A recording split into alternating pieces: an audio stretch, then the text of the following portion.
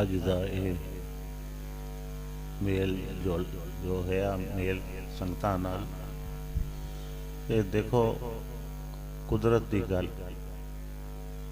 ਕੋਈ ਇਸ ਤਰ੍ਹਾਂ ਪ੍ਰੋਗਰਾਮ ਨਹੀਂ ਸੀ ਕਿ ਅੱਜ ਗੁਰਪੁਰਬ ਦਾ ਦਿਨ ਹੈ ਤੇ ਸਤਿਗੁਰਾਂ ਦੇ ਦਰ ਤੇ ਜਾ ਰਹੇ ਹਾਂ ਤੇ ਦਰਸ਼ਨ ਹੋਣਗੇ।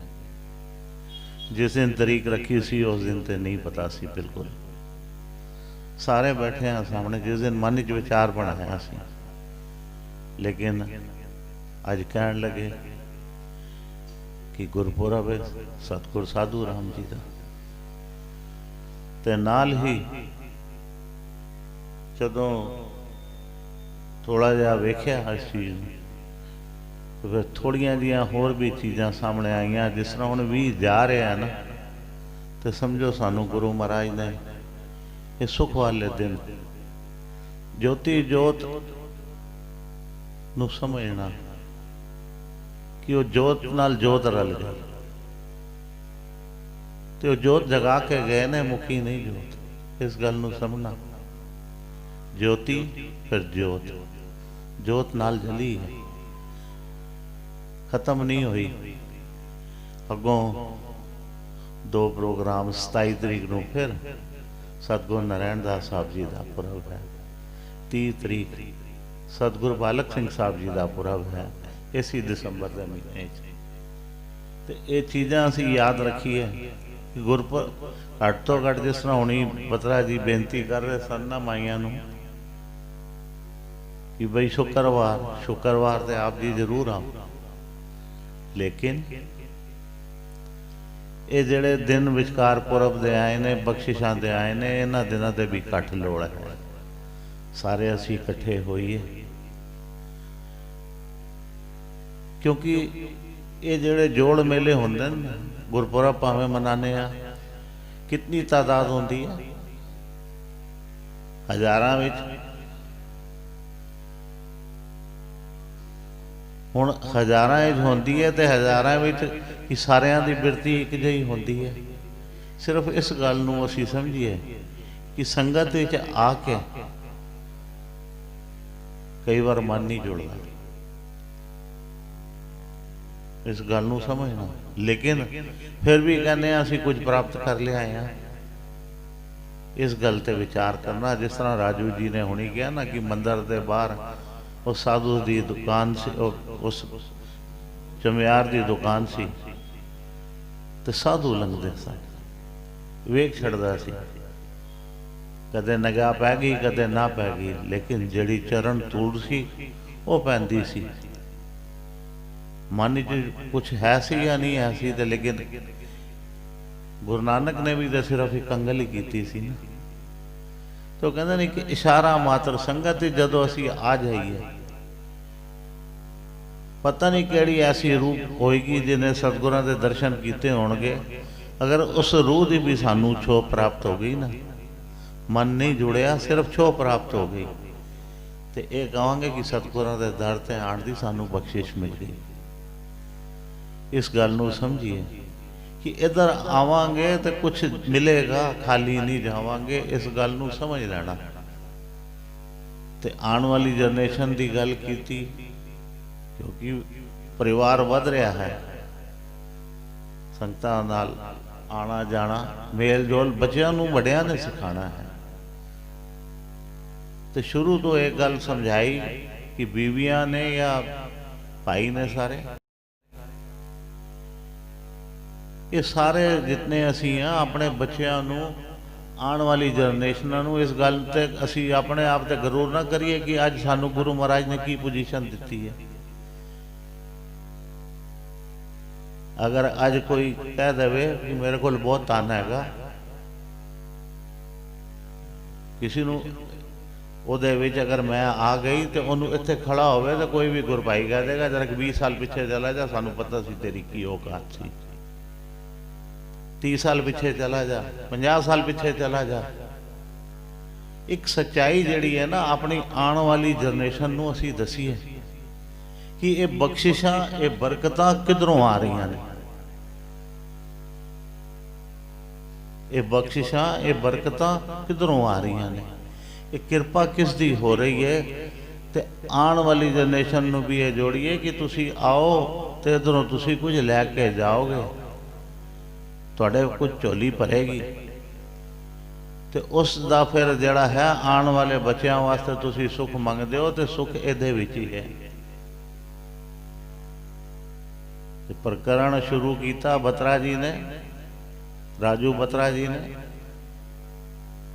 ਤੇ ਪ੍ਰਕਰਣ ਸੀ ਕਿ ਪਰ ਅੰਨ ਤੋਂ ਬਚੀਏ,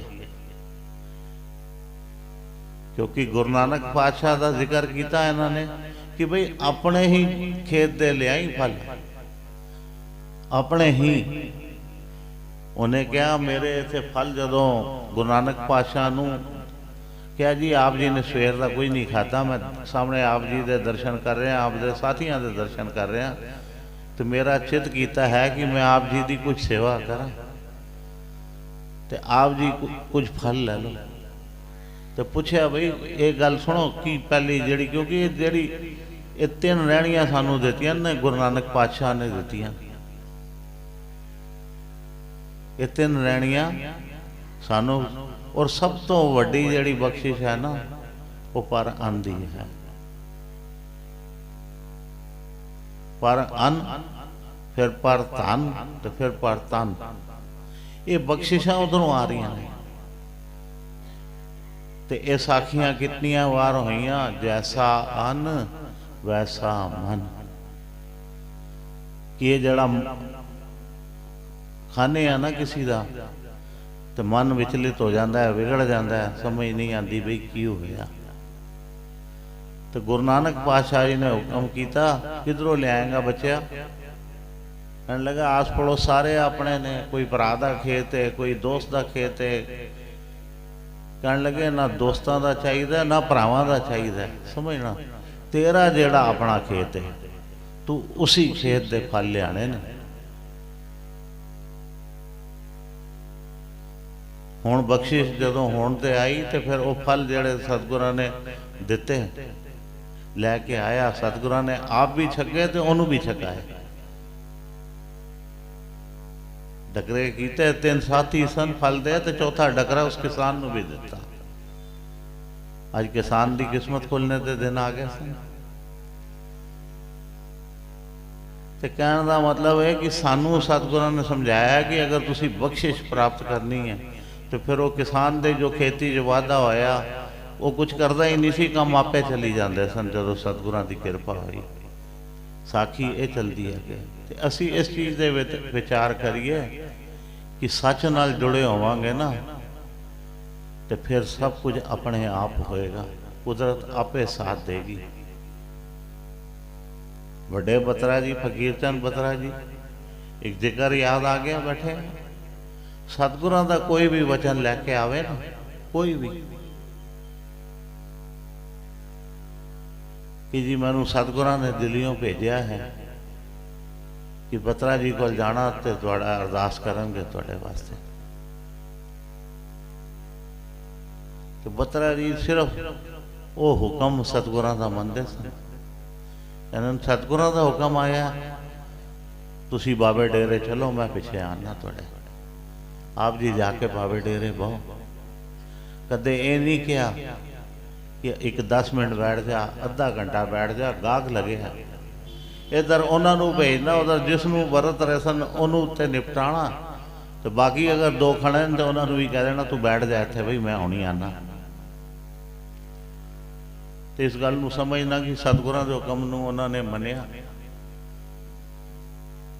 ਜਿਨ੍ਹਾਂ ਨੇ ਬਤਰਾਈ ਦੇ ਦਰਸ਼ਨ ਕੀਤੇ ਨੇ, ਕਿਤਨੀ ਸਾਦਗੀ ਵਾਲੇ, ਸਿਰਫ ਉਹਨਾਂ ਨੇ ਆਪਣੇ ਮਾਲਕ ਅੱਗੇ ਸਿਰਫ ਜੀ ਕੀਤੀ। ਅੱਜ ਇਹ ਜਿਹੜੀ ਜੈ ਜੈਕਾਰ ਹੋ ਰਹੀ ਹੈ ਨਾ, ਨਾਮ ਲਿੱਤਾ ਜਾਂਦਾ ਹੈ, ਇਸ ਗੱਲ ਨੂੰ ਸਮਝਣਾ। ਜਿਨ੍ਹਾਂ ਦੇ ਨਾਮ ਸਤਸੰਗ ਵਿੱਚ, ਕੀਰਤਨ ਵਿੱਚ ਜਦੋਂ ਲਿੱਤੇ ਜਾਂਦੇ ਨੇ, ਉਹ ਮਰੇ ਨਹੀਂ, ਉਹ ਅਮਰ ਹੋਏ ਨੇ ਸਾਡੇ। ਆਉਣ ਵਾਲੇ ਟਾਈਮ ਵਿੱਚ ਇਹ ਜਿਹੜੇ ਜ਼ਿਕਰ ਆਉਂਦੇ ਨੇ ਕਿਤੇ ਨਾ ਕਿਤੇ ਸਾਖੀਆਂ 'ਚ, ਉਹਨਾਂ ਦੇ ਨਾਂ ਵੀ ਆਉਣਗੇ। ਤੇ ਜਿਨ੍ਹਾਂ ਦੇ ਆ ਚੁੱਕੇ ਨੇ, ਜਿਨ੍ਹਾਂ ਦੇ ਦਰਸ਼ਨ ਕੀਤੇ ਨੇ, ਉਹਨਾਂ ਦੇ ਨਾਂ ਵੀ ਆਏ ਨੇ।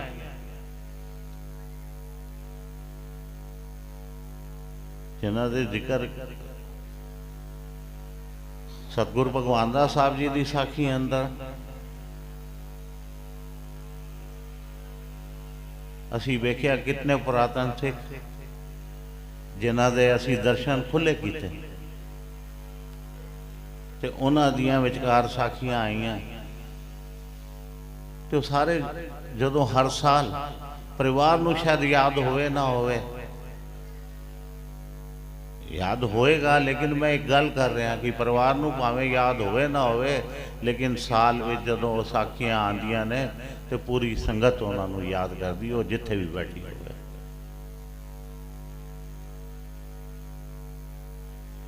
ते हुण ये चीज़ां असीं समझिए कि असीं भी अपना जीवन ऐसा बनाइए। वो कदों बनना है जदों असीं संगत ही चाहना है। ते राजू जी ने साखी तो गुरु नानक पातशाह दी कीती, लेकिन अगों अज जड़ियां साखियां आईयां उन्हां दा मेल देखो किस तरह खा रहा है कि मूलियां पटियां तो सतगुरां ने की किया, इस तरह नाम नहीं मिलता। ये मूलियां नहीं, जिक्र आया ना। तो जदों अज एक दिन वड्डा होर गिनो कि उच्चे गुरसिख हुशनाक मल जी, मैं तो कहना जो उन्होंने नामकरण होया, क्योंकि जो सतगुरां ने ना देता, माँ प्यो ने ना देता होएगा, लेकिन जो सतगुरां ने ना देता उसी तो याद याद करी जाते हैं। काफ़ी संगत ऐसी होएगी जदों असीं हुशनाक अमल कहते होवांगे तो अज भी भुल जाते होंगे कौन है, लेकिन जदों भाई ठंडा जी कह देने तो सारे कहते हैं अच्छा भाई ठंडा जी का तो नाम असीं अच्छी तरह सुने। तो अज नामकरण सतगुरां ने किया उन्होंने, जदों कहा ठंडा हो गया तो फिर कहते चलो इसका ना ही ठंडा कर देंगे। तो अपनी गोद च रख के सतगुरां ने वो सट से अग कपड़ा जला के ते आप विचकार पाया। वो देखो कितने भागा वाला होएगा जिन्होंने सतगुरां की गोद मिली होएगी। आशीर्वाद साढ़े विचों आप मालकां दा असीं सारियां ने कितनियां ने लेता होएगा, चरण छो प्राप्त होए होणगे, सिर ते आशीर्वाद मिलिया होएगा, लेकिन गोद कितनियां नूं मिली इस गल नूं वेखिए। वो कितने भागा वाले ने जिन्होंने सतगुरां ने कहा तू मेरी गोद का बच्चा बन। गोद च सिर रखा तो गोद का बच्चा बन गया ना। तो अज किस तरह उस गोद के बच्चे नूं याद कर रहे हैं। वो पूजनीक ने साडे वड्डे ने, अज अमर हो गए, परिवार कोई याद कर रहा है नहीं कर रहा, लेकिन संगत सारी याद कर रही है उन्होंने, संगत सारी याद कर रही है उन्होंने। और जिथे जिथे भी ये बाणी पढ़ी जा रही है, ये साल 20 का बहुत लग्या कि दुखा वाला है। ना आदमी किसी दे दुख चंगी तरह शामिल हो सकिया, ना किसी दे सुख शामिल हो सकिया, ना किसी दे कोई दुख शामिल हो सकिया। ऐसा आया, लेकिन एक वक़्त गुरु महाराज ने ऐसा बना दिता कि हर घर अंदर कहने घर अंदर धर्मशाला, लेकिन घर के अंदर जगह नहीं सी, फिर भी एक स्थान गुरु महाराज वास्ते ऐसा पवित्र रख देता कि जिथे मैं रोज बह के अपना एक नितनेम कर ला। संगतां ने उत्थे बह के अपने पुरब भी मनाए, दर्शन भी किए। तो कई संगतां ने तो उस कमरे नूं हिलाया ही नहीं, जिन्हां कोल जगह की गुंजाइश ही पहले नहीं सी कमरा, लेकिन नित दा नेम करने वास्ते उन्होंने उत्थे अपना गुरु नूं दे दिता समा कि जदों तक नहीं समा बनता तो इत्थे ही मालकां दे दर्शन करिए। तो आ रही सी गल पर अन दी, पर अन दा अज जिहड़ा प्रकरण चलिया, ये जिहड़ा अन है ना, अन यही मन बिगाड़ता है। और अन ठीक हो जाए तो तुहाडी नीयत भी चंगी हो जाएगी। तुहाडी नीयत चंगी हो जाएगी तो कहते जरा दूसरा सतगुरां ने गुण किया ना, पर तन तो बचो। जब किसी का अन ही नहीं खाना तो तन नूं की करेगा कोई किसी का लैके? वो तन किसी काम का रह गया उस वास्ते? इस गल ते विचार करिए। उस तन नूं की करांगे? ना आप खा सकते हैं, ना अपने बच्चों नूं खवा सकते हैं। वो जहर हो गई। तो जब तन ही नहीं होएगा, जिहड़ा मेहनत नाल कमाया हुआ होएगा, अच्छी नीयत नाल कमाया होएगा, जिहड़ा सुख वाला होएगा, फिर वो पैसा बुरे पासे नहीं लग सकता। पैसा केड़ा है अज पता है, हाथ मार लेता, कल फिर मार लवांगा, कमाने की लोड़ नहीं, मूड़ी है कोई नहीं, तो माड़े कमियां ही लगेगा। तो आदमी कहते ना, अगर अन्न शुद्ध हो गया तो ये जड़ियां रहनियां ने, ये सारियां बन गई गुरुकुल।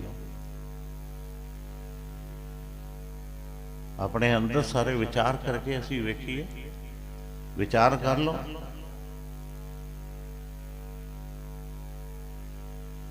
किसी को मेहनत का कमाया पैसा होवे तो उस मेहनत के पैसे नाल उन्होंने कहिए आज प्राप्त बैठने आ, जुआ खेडने आ, कहेगा भैया मैं तो नहीं जानता इस रस्ते, मेरा की काम है, मैं अपने काम नाल मतलब रखना। सवेरे मैं इतनी मेहनत करके इतनी करके मैं कमाई ले आया तो तैनूं दे जावां। तू नाल कहना मैं तो तेरे संग भी नहीं करता, बहना तो दूर की गल, नाल चलना है दूर की गल। आप भी डुबेगा नाल मैनू भी डुबेगा।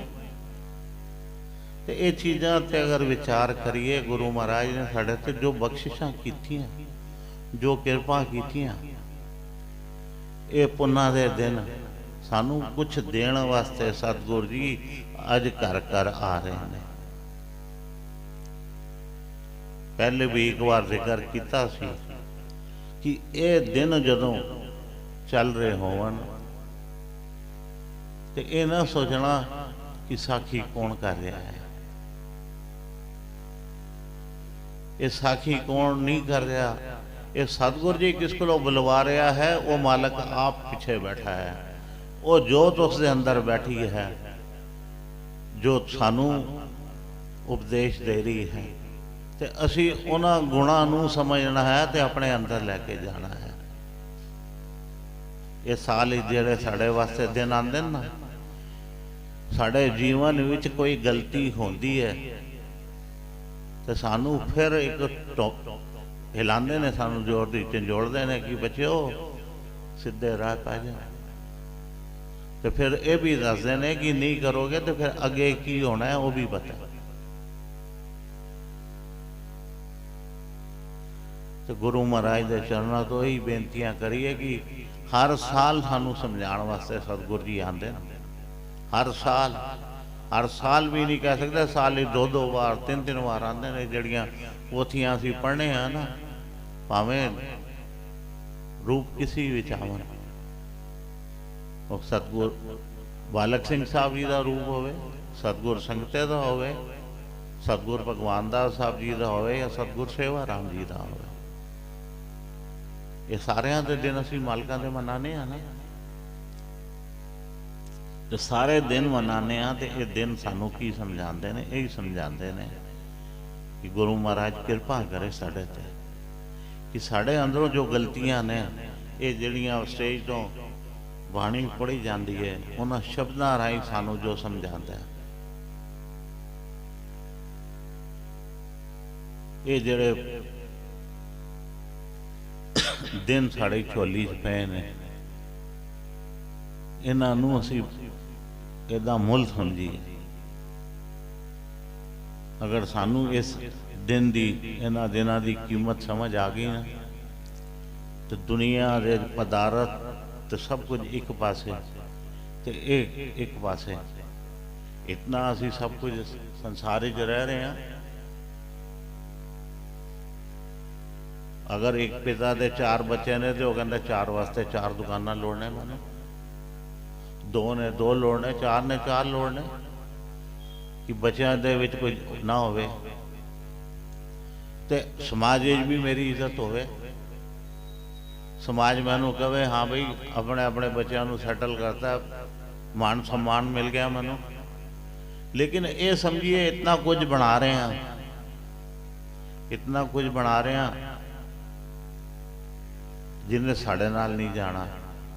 अगर रह जाना है ना, कहते जड़ा रह जाएगा तो मालक तैयार बैठे ने, कहते माया सदा सुहागण, माया नूं सदा सुहागण कहा, क्योंकि नाल नहीं जानी तो वारस पिछे सारे तैयार बैठे ने। बैंकां च खाते पे ने तो उत्थे भी नाल ना पिया, तो संसार च मकान लेता है तो उत्थे भी ना पिया। हर जगह ते जान वाला चला गया, मालक बदल गया, तो उन्होंने तो मालक उन्होंने तो मिल गया, वो तो सदा सुहागण है माया। लेकिन ये सोचिए कि जेड़ी झूठी चीज सी उहदे पिछे असीं दौड़दे रहे, असीं अपने वास्ते की कीता, अपने वास्ते की कीता। साखियां तो ये लेना है कि कुछ अपने वास्ते भी तन जोड़िए, जिहड़ा सच्चा नाम दा तन है, जिन्हें साढ़े नाल, क्योंकि बाणी कहनी है जैसा सतगुर सुनीदा तैसो ही मैं डीठ, विछड़े मेले प्रभु हर दरगे का बसीठ, हर नामो मंत्र दिलाएदा कट्टे हो मैं रोग, नानक सतगुर तिना मिलाया जिना तुरे पिया संजोग। ये दोनों तो संजोग आए ने, मेल भी हो रहा है ते नाल साडा गारंटर भी बन रहा है, दरगे का बसीठ, जिम्मेवारी भी लै रहा है। लेकिन सब कुछ होने तो बाद असी अपना जिहड़ा फर्ज है उसनूं ना भुलीए। देण वाला तो दे रहा है, तो लैण वाला आखे मैं बाद ही लवांगा, कदों लेगा बई तू। तो इस करके वो मालक देण वास्ते तैयार बैठा और नाल गारंटी कर रहा। तो इस चीज़ ते विचार करिए, गुरु कोलों ये बख्शिशां ये बरकत मंगीए सच्चे पातशाह।